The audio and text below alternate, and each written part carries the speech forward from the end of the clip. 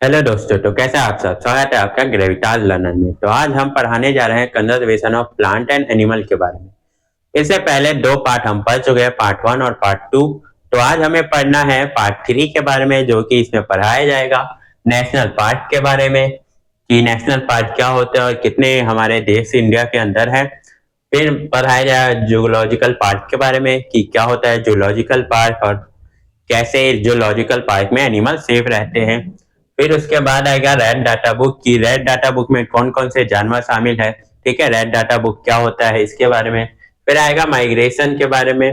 फिर उसके बाद आएगा रिसाइकलिंग ऑफ पेपर के बारे में कि पेपर को हम कैसे रिसाइकल करना चाहिए, कैसे सेव करना चाहिए। ठीक है, और लास्ट में आएगा हमारा रिफॉरेस्टेशन के बारे में कि रिफॉरेस्टेशन हमें कैसे पेड़ पौधों को बचाना चाहिए और कम से कम जरूरत ना पड़ने पर हमें इनका इस्तेमाल नहीं करना चाहिए। ठीक है, चलिए फिर स्टार्ट करते हैं बिना देरी के।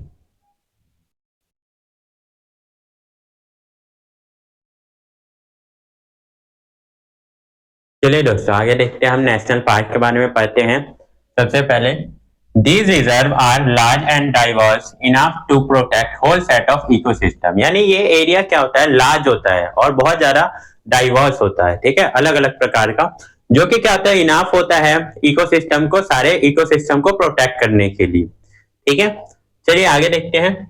दे preserve flora fauna landscape and historical object of an area. यानी उस एरिया का फ्लोरा यानी पेड़ पौधे, जानवर और सारे लैंडस्केप जो बनावट है उसे, और हिस्टोरिकल ऑब्जेक्ट सबको प्रिजर्व करने के लिए क्या है, ये बना हुआ है। ठीक है, there are 107 national park in India. यानी 107 नेशनल पार्क है पूरे इंडिया के अंदर, जिसमें से सबसे पहले जो फर्स्ट रिजर्व फॉरेस्ट था वो था सतपुरा नेशनल पार्क, जो कि क्या था, मध्य प्रदेश के अंदर में था सतपुरा नेशनल पार्क। अब जिम कोबाल नेशनल पार्क वो कहां पर है, उत्तराखंड में है, जो कि इंडिया फर्स्ट नेशनल पार्क बना। ठीक है, ये देखो हमारा जो सतपुरा नेशनल पार्क है वो रिजर्व फॉरेस्ट है, लेकिन सबसे पहला जो नेशनल पार्क बना वो कौन सा बना था, हमारा कोबैट नेशनल पार्क बना हुआ था। ठीक है, वो कहां पर है, उत्तराखंड में। तो याद रखना, अब ये नेशनल पार्क है, कोई इसे प्रोटेक्ट करने के लिए भी चाहिए या मेंटेन करने के लिए, नहीं तो ये तो जो लोग होंगे उसे खराब कर देंगे, नष्ट कर देंगे। तो इन्हें प्रोटेक्ट कौन करता है और मेंटेन कौन करता है, नेशनल गवर्नमेंट। ठीक है, यूनियन जो गवर्नमेंट होती है वो इन्हें प्रोटेक्ट करती है। अब मोदी जी जो अभी के टाइम पे है प्राइम मिनिस्टर, वो है मोदी जी, तो वो तो जाके इन्हें प्रोटेक्ट नहीं करेंगे, अपने देखरेख में नहीं करेंगे। तो इसके लिए एक ऑर्गेनाइजेशन बनाई है। उस ऑर्गेनाइजेशन का नाम क्या है, उसका नाम है IUCN, international union of conservation of nature. यानी ये क्या होता है, इसे मेंटेन करती है नेशनल पार्क को, जो कि किसके अंडर में आती है, यूनियन गवर्नमेंट के अंदर में आती है। ठीक है, चलिए आगे देखते हैं आप।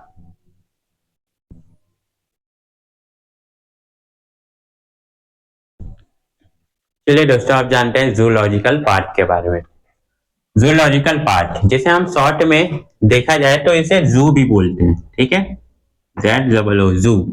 Animal are kept in enclosure where they are care for and display for public viewing. यहाँ पर क्या किया जाता है, एनिमल को रखा जाता है, ठीक है, और उनकी केयर किया जाता है। ठीक है, और साथ में पब्लिक व्यूइंग के लिए, क्योंकि उसमें लोग जाते हैं और लोग जाके उन्हें देखते हैं एनिमल को। ठीक है, चलिए आगे देखते हैं।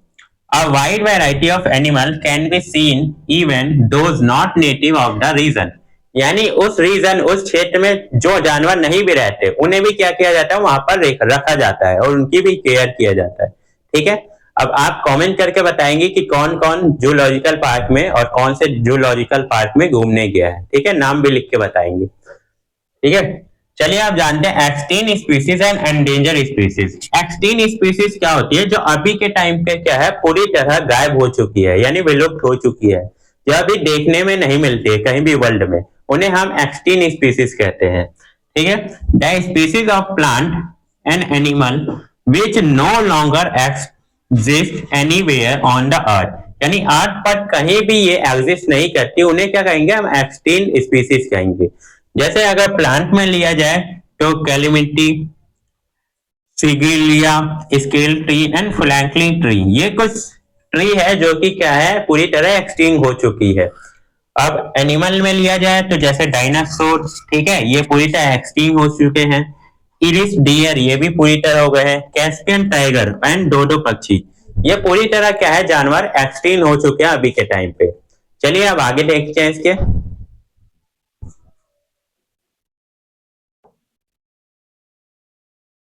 चलिए दोस्तों अब देखते हैं एंडेंजर स्पीसीज क्या होते हैं।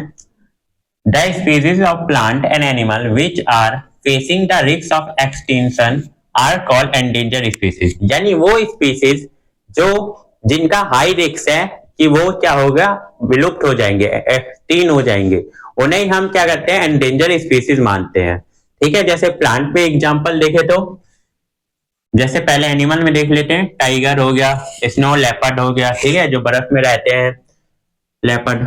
ग्रेट इंडियन राइनोसोरस हो गया, ये भी क्या है, इसी कैटेगरी में आते हैं। एसिटिक लायन हो गया, जो बहुत कम संख्या में बच गए हैं, ठीक है। एंड रेड पांडा हो गया, ये भी। तो ये हमारे सारे एंडेंजर स्पीसीज के अंदर आते हैं एनिमल। अब कुछ है जो प्लांट भी है, जैसे रेड सैंडलवुड, लाल चंदन सुना होगा तुमने, ठीक है, पुष्पराज, उसी में लाल चंदन के बारे में जिक्र है, ठीक है। अब मालाबार हो गया, ठीक है, महोगनी हो गया, ये कुछ प्लांट है। हिमालयन यू हो गया और इबोनी ट्री हो गया, ये सारे कुछ प्लांट है जो कि एंडेंजर स्पीसीज के अंदर आते हैं। अब आते हैं आगे red data book. Red data book के बारे में, रेड डाटा बुक क्या होता है, is a source of book which a record of all the endanger animal. जो पूरे अर्थ पर एंडेंजर एनिमल और प्लांट है उनका रिकॉर्ड रखता है ये रेड डाटा बुक, ठीक है। अब इसे भी मेंटेन करने वाला कोई चाहिए होगा, है? जैसे इंडिया में मेंटेन करता है, ठीक है, तो इसे भी मेंटेन करने के लिए एक ऑर्गेनाइजेशन बनाई गई है, ठीक है। तो वो ऑर्गेनाइजेशन का नाम है WCU, यानी वर्ल्ड कंजर्वेशन यूनियन, ठीक है। ये ऑर्गेनाइजेशन बनाई गई है इसको मेंटेन करने के लिए, इस बुक को, कि अभी कौन कौन सा जानवर या प्लांट कितने बचे हुए हैं, ठीक है, कौन सा और कितना ध्यान देने की जरूरत है इनके बारे में। तो ये सारा ये हमारा WCU काम करता है इसके बारे में, ठीक है। चलिए अब आगे देखते हैं इसके बारे में।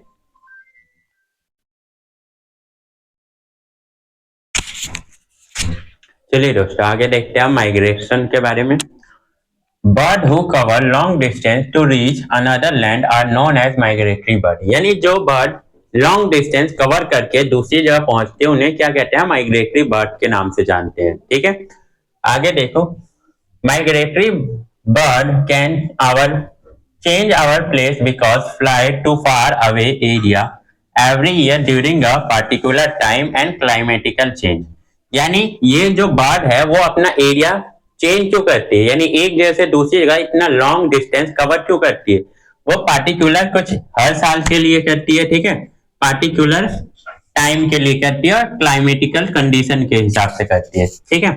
अब जैसे माइग्रेटरी बर्ड फ्लाई करती है, ठीक है, वो क्या ढूंढने के लिए, अनुकूल कंडीशन ढूंढने के लिए, ठीक है, किस लिए, सर्वाइवल के लिए। मान लो अब ये बर्ड वहां रहती है जहां पर बर्फ बहुत ज्यादा गिरती है एक पार्टिकुलर एरिया में, तो वहां पर बर्फ में तो ये लोग नहीं सही से खाना ढूंढ पाते हैं, नहीं रहने के लिए इनके जगह बचती है, क्योंकि बर्फ से क्या होता है, ढक जाता है, पानी जो होता है जम जाता है पूरी तरह, तो इस वजह से ना खाना मिल पाता है इन्हें, ना पानी मिल पाता है, जिस वजह से ये क्या होती है, वहां से मजबूर हो जाती है दूसरी जगह ट्रेवल करने के लिए, माइग्रेशन होने के लिए, ठीक है। तो फॉर फूड के लिए, वाटर के लिए, सुटेबल ब्रीडिंग के लिए, और ये क्या होते हैं, अंडे देने के लिए भी दूसरी जगह ट्रेवल करते हैं। तो इसलिए ये माइग्रेटरी बर्ड एक जगह से दूसरी जगह ट्रेवल करते हैं, ठीक है, इसीलिए माइग्रेटरी बर्ड कहलाते हैं।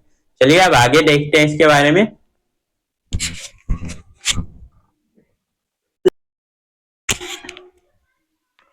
चलिए दोस्तों आगे देखते हैं प्रोजेक्ट टाइगर के बारे में।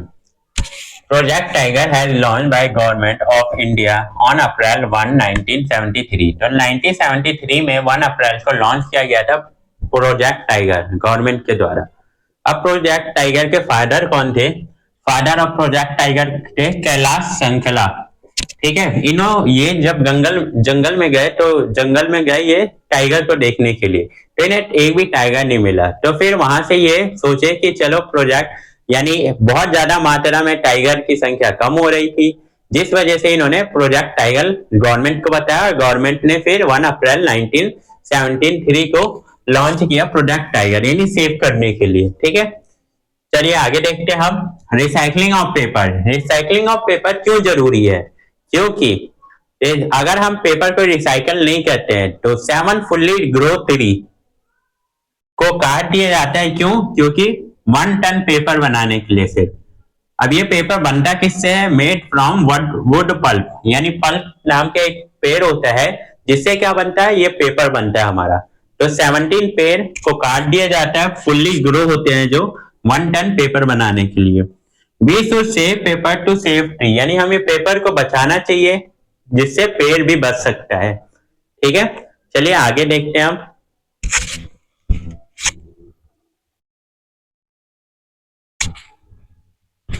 चलिए दोस्तों आगे देखते हैं रिफॉरेस्टेशन के बारे में, क्या होता है ये। Deforestation can be reduce by reforestation, यानी हम डिफॉरेस्टेशन को कम कर सकते हैं रिफॉरेस्टेशन यानी ज्यादा से ज्यादा पेड़ पौधे लगा के। ठीक है, the planted tree should generally be the same species which were found in that forest, यानी जो फॉरेस्ट में हमें जिस तरीके के स्पीसीज यानी पेड़ पौधे मिलते हैं उसी तरीके के स्पीसीज हमें लगा देना चाहिए, जिससे क्या होगा? वो ग्रो हो जाएगा। अब मान लो हमारा एक प्लेस है जहां पर अलग अलग जैसे अमरूद का पौधा लग रहा है, अब वहां पर हम आम का पौधा लगाएंगे तो वो स्पीसीज नहीं उगेगी। ठीक है, तो इसीलिए वैसे हमें अमरूद का ही पौधा लगाना है वहां पर। अब जैसे आगे देखते हैं, we should plant at least as many tree as we cut, यानी जितना हमने काट रखा है यानी कट रखा है हमारे एरिया में उससे ज्यादा हमें प्लांट ग्रो करने हैं, जिससे क्या होगा? एनवायरमेंट बैलेंस रहेगा। ठीक है, चलिए आगे देखते हैं। अवर government has started forest conservation act, यानी हमारे गवर्नमेंट ने स्टार्ट कर रखा है फॉरेस्ट कंजर्वेशन ऑफ एक्ट, जिसके अंदर ज्यादा से ज्यादा गवर्नमेंट क्या करती है? प्लांट लगाती है। ठीक है, चलिए एक्ट एम, यानी इस एक्ट का एम क्या है? Preservation and conservation of natural forest, यानी नेचुरल फॉरेस्ट को क्या करना? प्रिजर्व करके रखना और कंजर्व करके रखना। ठीक है, and meeting the basic need of people living in the forest, जो कि जिसकी वजह से जो बेसिक नीड है लोगों की फॉरेस्ट से मिलने वाली चीजों पर वो क्या रहे? बनी रहे। ठीक है, जैसे हम अगर मान लो नहीं लगा पाते साल में पेड़ पौधे तो हम बस अपने बर्थडे के दिन एक पेड़ लगा सकते हैं, जिससे क्या हो? इससे भी हम अपने बर्थडे के दिन भी लगा के पेड़ पौधे को फिर उसे ग्रो कर सकते हैं। ठीक है, यह हमारा चैप्टर यहीं पर खत्म होता है। अब मिलते हैं एक नए चैप्टर के साथ।